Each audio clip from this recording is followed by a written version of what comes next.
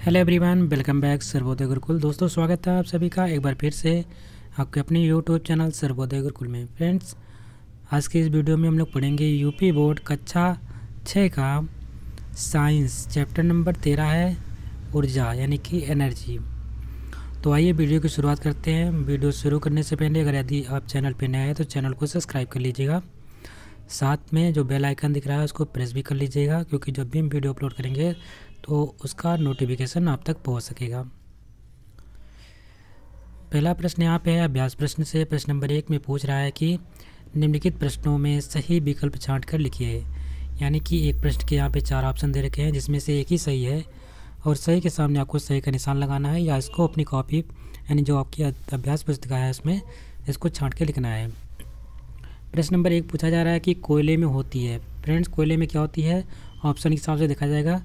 ध्वनि होती है, ध्वनि ऊर्जा होती है कि रासायनिक ऊर्जा होती है, विद्युत ऊर्जा होती है या आंतरिक ऊर्जा होती है। तो जैसा कि इसमें कोई ध्वनि ऊर्जा नहीं होती है, ठीक है, ना ही इसमें कोई रासायनिक क्रिया होती है इसमें इसलिए ये भी नहीं हो जाएगा। विद्युत ऊर्जा भी इसके अंदर नहीं होती है। इसके माध्यम से जला करके विद्युत टरबाइन को चला करके विद्युत बले उत्पन्न किया जाता है, इसमें विद्युत ऊर्जा इसमें नहीं होती है। तो बच्चा आपके पास एक ही ऑप्शन कौन सी है? यांत्रिक ऊर्जा, ठीक है। तो कोयले में किस प्रकार की ऊर्जा होती है? यांत्रिक ऊर्जा होती है। इंपॉर्टेंट क्वेश्चन है, इसको ध्यान में रखिएगा।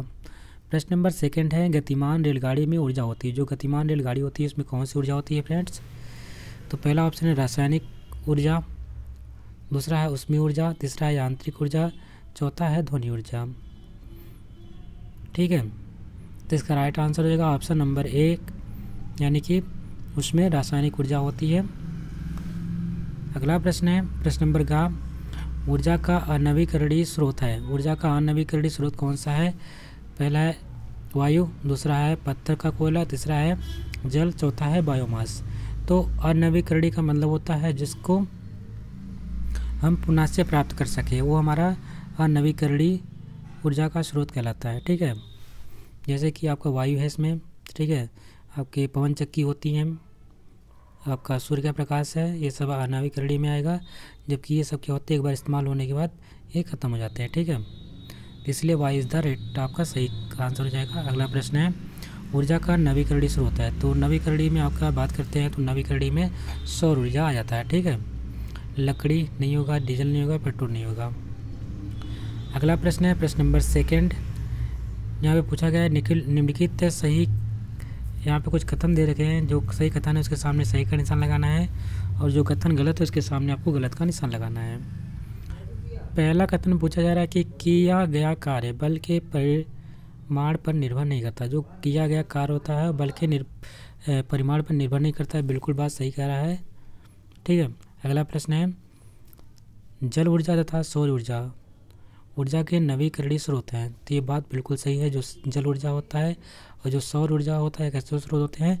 ऊर्जा के नवीकरणीय स्रोत होते हैं।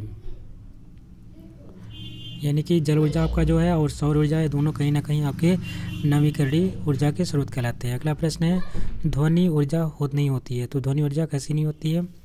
ध्वनि ऊर्जा नहीं है, तो ये बात गलत है, क्योंकि ध्वनि भी हमारी एक ऊर्जा है। यहाँ पे क्वेश्चन पूछ रहा है कि ध्वनि ऊर्जा नहीं होती है, तो ये बात गलत है, क्योंकि ध्वनि हमारी ऊर्जा होती है।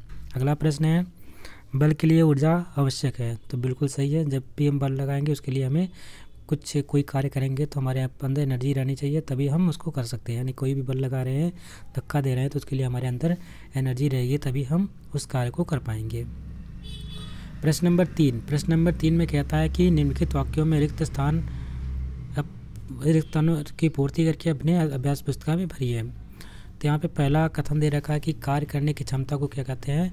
तो जो कार्य करने की क्षमता होती है उसे बोलते हैं ऊर्जा होती है, ठीक है। ये आपका ऊर्जा का डेफिनेशन भी होता है, कार्य करने की क्षमता को ऊर्जा कहते हैं। अगला प्रश्न है चाबी द्वारा ऐंठी गई कमानी में कौन सी ऊर्जा होती है? जब हम चाबी से जो छोटे छोटे गाड़ियाँ होती है, खिलौने होते उसमें ऐड करके जिसमें कमानी लगी तो छोड़ देते हैं, उसमें किस प्रकार की ऊर्जा होती है फ्रेंड्स? तो उसमें यांत्रिक ऊर्जा होती है, ठीक है। आप ध्यान रखिए कौन सी ऊर्जा होती है, यांत्रिक ऊर्जा उसके अंदर होती है। अगला प्रश्न है पावर प्लांट द्वारा क्या हम उत्पादन करते हैं? जो पावर प्लांट लगे होते हैं उससे हम विद्युत ऊर्जा का उत्पादन करते हैं। टरबाइन के माध्यम से विद्युत ऊर्जा का उत्पादन किया जाता है। अगला प्रश्न है टार्च का सेल कैसा होता है। तो टार्च का सेल में कौन सी ऊर्जा होती है। तो टार्च के सेल में रासायनिक ऊर्जा होती है, ठीक है, उसमें रासायनिक क्रियाएं होती हैं, उसके फलस्वरूप वहाँ पे ऊर्जा का निर्माण होता है, इसलिए उसको हम कहते हैं रासायनिक ऊर्जा। अगला प्रश्न है प्रश्न नंबर 4 में कहता है कि निम्नलिखित प्रश्नों के उत्तर एक वाक्य में लिखिए, यानी कि एक पॉइंट में आपको एक लाइन में इसका आंसर देना है। पहला प्रश्न यहाँ पे है भोजन में ऊर्जा किस रूप में होती है। जब हम भोजन करते हैं उसमें जो ऊर्जा होती है किस रूप में होती है, ये पूछ रहा है।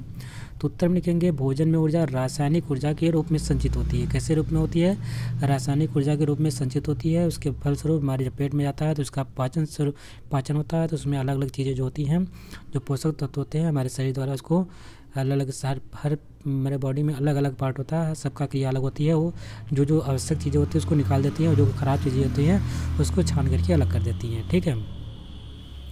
अगला प्रश्न पूछा जा रहा है कि कार्य का MKS व CGS मात्रक क्या होता है। तो जो कार्य का MKS और CGS मात्रक की बात कर रहा है तो यहाँ में ध्यान रखेंगे, जैसे कि MKS पहले MKS का मतलब क्या होता है फ्रेंड, AM के मतलब होता है मीटर होता है, के मतलब यहाँ पे है किलोग्राम, S का मतलब होता है सेकंड, ठीक है। इसमें क्या होता है सेंटीमीटर है, G फॉर ग्राम है और S फॉर सेकंड है। तो ये आपका एक MKS पद्धति होता है, एक आपका CGS पद्धति होता है। तो इसमें पूछा गया कार का जो MKS पद्धति में किसको उसका जो मात्रक होता है क्या होता है वो पूछा गया आपसे एक बार, और दूसरा पूछा गया है CGS पद्धति में कार का मात्रक क्या होता है। तो आपको ध्यान रखना है कि जो MKS पद्धति में जो कार का मात्रक क्या होता है जूल होता है, और जो CGS पद्धति में होता है उसको हम अर्ग बोलते हैं। क्या बोलते हैं फ्रेंड्स, अर्ग बोलते हैं। तो इसको ज़रूर ध्यान में रखिएगा, क्योंकि ज़्यादातर अगर कभी पेपर में पूछा था तो अर्ग ही पूछा था। तो अब किसका मात्रक होता है, तो कार का मात्रक होता है अर्ग। हमने कितना जूल कार्य किया या कितने अर्ग कार्य किया, तो हमारा ये तो हमारा CGS पद्धति हो जाता है, CGS अर्ग, और MKS पद्धति होता है उसको हम जूल कहते हैं, ठीक है, जूल में रिप्रेजेंट करते हैं। प्रश्न नंबर गा है। प्रश्न नंबर गा में पूछा जा रहा है कि पटाखे में किस प्रकार की ऊर्जा आता है। वेरी इंपॉर्टेंट क्वेश्चन है, कई बार एग्जाम में पूछा जाता है। तो पटाखे में कौन सी ऊर्जा होती है फ्रेंड्स, पटाखे में ध्वनि ऊर्जा निहित रहती है। उसके अंदर कौन सी ऊर्जा होती है, ध्वनि ऊर्जा निहित रहती है। अगला प्रश्न है कार्य और ऊर्जा में क्या संबंध है। तो उत्तर में लिखेंगे कार्य करने की क्षमता को हम ऊर्जा कहते हैं। ये तो हमारा डेफिनेशन हो गया, कार्य करने की जो क्षमता होती है उसी को हम क्या बोलते हैं, ऊर्जा कहते हैं। किसी वस्तु पर किया गया कार्य उसमें ऊर्जा के रूप में संचित होता है, ठीक है। जब वस्तु में ऊर्जा होती है तो वह बल लगाने में सक्षम होती है। जब किसी वस्तु में ऊर्जा होती है या हमारी बॉडी में ऊर्जा होगी तो हम बल लगा पाएंगे, अगर नहीं ऊर्जा होगी तो हम बल नहीं लगा पाएंगे। और अगर कार्य की बात करते हैं, और कार्य कर सकती है, बल लगाने में सक्षम होगी और कार्य कर सकती है। जिस वस्तु में जितनी अधिक ऊर्जा होगी वह उतना ही अधिक कार्य करेगा। तो ये आपका कार्य का और ऊर्जा का डेफिनेशन यहाँ पे समझ लीजिएगा। अगला प्रश्न है ईंधन किसे कहते हैं। किन्हीं 5 ईंधनों के नाम लिखिए। तो उत्तर में लिखेंगे ईंधन, हेडिंग डालेंगे ईंधन में लिखेंगे फ्रेंड्स। ईंधन वे पदार्थ हैं जिनको जलाने से यानी दहन से ऊर्जा प्राप्त होती है। ईंधन वे पदार्थ होते हैं जिनको जलाने पर या दहन से क्या होती है, ऊर्जा प्राप्त होती है, उसे हम क्या कहते हैं, ईंधन कहते हैं, ठीक है। और अगर ईंधन की 5 ईंधन की बात करते हैं तो लकड़ी को जलाएंगे तब भी हमें ऊर्जा प्राप्त होगी, कोयला को जलाएंगे तब भी प्राप्त होगी, मिट्टी का तेल होता है उसको जलाएंगे तब भी प्राप्त होगी, और डीजल भी जलाएंगे तब भी, और पेट्रोलियम भी, CNG, ये सब जितनी चीज़ें हैं, CNG है, PNG है, इन सब को जलाने के बाद तो हमको क्या प्राप्त होती है, तो ऊर्जा। क्योंकि यहाँ पे 5 ही लिखना था इसलिए आप इसको 5 यहाँ पे लिख लीजिएगा। प्रश्न नंबर 6 में पूछा गया कि गोबर गैस प्लांट का नामांकित चित्र बनाइए। इस प्लांट द्वारा उत्पन्न बायोगैस का उपयोग कहाँ करते हैं। तो फ्रेंड्स पहली बात तो अपनी कॉपी बुक में ये जो गोबर गैस का संयंत्र अपनी कॉपी में जैसा फिगर बना उसको नोट कर लीजिएगा कि यहाँ पे साफ दिख नहीं रहा है। तो आइए देखते हैं इसके बारे में जो लिखना है तो उसको क्या लिखना है आपको, ये ध्यान रखिएगा। लिखेंगे गोबर गैस का नामांकित चित्र गोबर गैस द्वारा उत्पन्न बायोगैस का प्रयोग खाना पकाने तथा प्रकाश उत्पन्न करने में किया जाता है। तो ये जो यहाँ पे नामांकित चित्र बना दिया गया है, और ये इसका प्रयोग हम कहाँ करते हैं फ्रेंड्स, इसका प्रयोग किया जाता है खाना पकाने में तथा प्रकाश उत्पन्न करने में इसका उपयोग हम करते हैं गोबर गैस संयंत्र का। तो इसी के साथ ये चैप्टर भी कंप्लीट होता है। आशा करते हैं आपको वीडियो पसंद आई होगी। अगर आपको वीडियो अच्छी लगी इसको लाइक करिएगा, चैनल पर नया है तो चैनल को सब्सक्राइब कर लीजिएगा। मिलते हैं एक नए वीडियो में, तब तक के लिए नमस्कार, जय हिंद।